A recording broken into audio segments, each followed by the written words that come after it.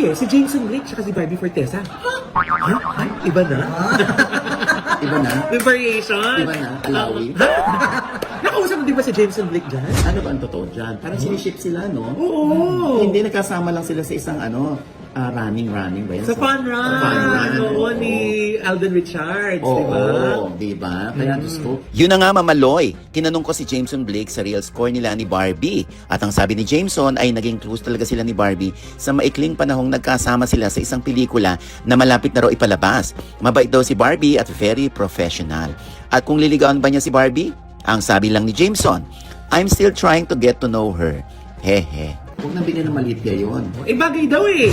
Ay. Sabi ng mga nakapansin eh. Ay, talaga? Oo. Ay, sa bagay, wala na si Jack Roberto at si Barbie Fortesa. Oo. Eh, Oo. paano na si pambansang ginoo? Ano Sino? yung bang lagay nila? Parang binubuwag. David Licauco. Binubuwag na nga yung Barda. Ah, talaga? Oo, may nakarating sa akin. Parang binubuwag ng Barda. Totoo ba yun, mga Barda fans? Paano sila mag-react dyan, Nay? Ganito.